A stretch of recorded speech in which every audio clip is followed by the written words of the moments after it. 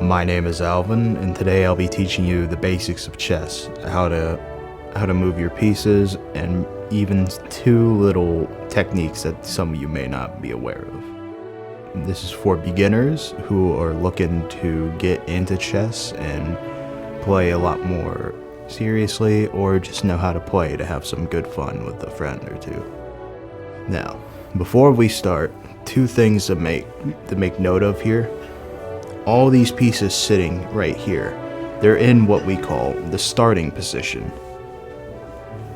The starting position is important to note because sometimes some people will accidentally have their king and queen in the wrong spots. A general rule of thumb of where the king and queen goes is that for white, the queen is always starting on a white square, while for black, the black piece is always starting on a black square. And then we have the bishop's next to the king and queen, the horse is right after, and then the rook's at the very end. Beginning of the game, white is always the side that goes first. Black is always second. Now let's talk about how pieces go. First, the pawns. Pawns may seem like they are just meant to be fodder. You can still make good use of them by blocking other pieces and keeping them safe. Pawns can move either one square or two squares. However, a pawn can only move two squares once, and that's from the starting position. So you can't just go one square one turn and then two squares the next turn. It has to be on the starting position and on one turn. For pawns, you can capture a pawn and any other piece by taking it diagonally, like so. Next piece, the rook.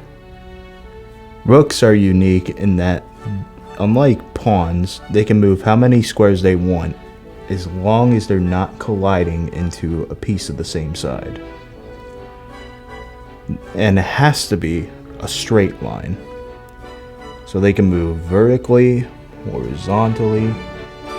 As long as it's a straight line, it's fair game. And as long as it also doesn't bump into a piece.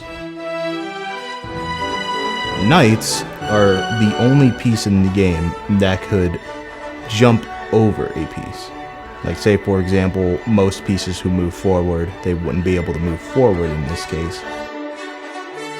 The horses are unique in the way they move, in that instead of going forward, backward, just in any sort of straight lines, horses can move like this. Most people refer to it as an L shape, which is honestly a simple way to look at it.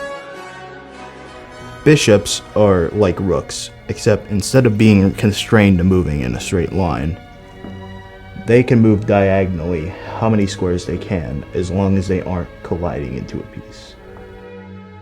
For the queen is usually your strongest piece on the entire board. The queen can move diagonally and move in a straight line, however many spaces they can.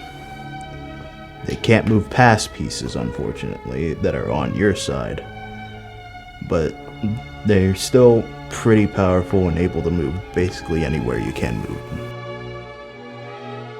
One important question you may be asking is, how do I win at chess? That involves a very important piece right here, the king. Now kings, in terms of movement, they're kind of like pawns. They can only move one space, but in any direction. The king is your VIP, so to say, in that you're supposed to keep him safe the entire game. If there's ever a point to where your king is in danger of capture and you can't defend him, that's a loss. As you can see, this is attacking the king. This is what we call a check. Whenever you put your opponent in check, make sure you announce check, because if you don't, that's an illegal move right there. whenever you're put in check, you are required to protect your king any way you can.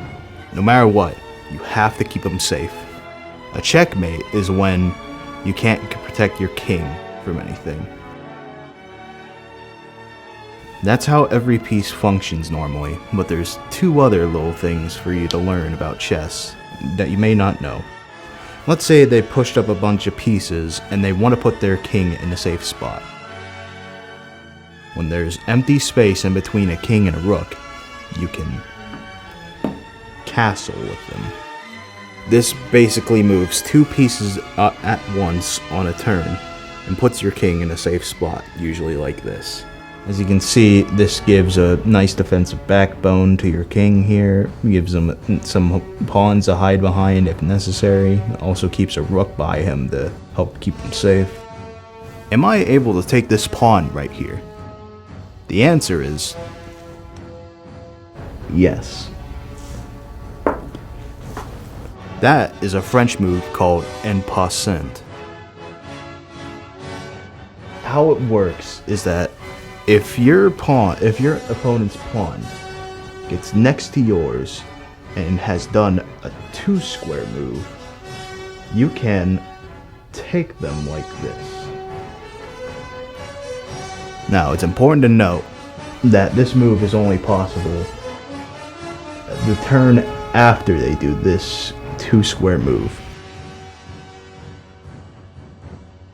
And that right there is the basics of chess, how each piece move, important things to note, and even some 2 techniques that you might not have known of previously. Be sure to keep in mind about that en passant move, as most people don't generally know about it, but it can easily take your opponent by surprise if they're unaware.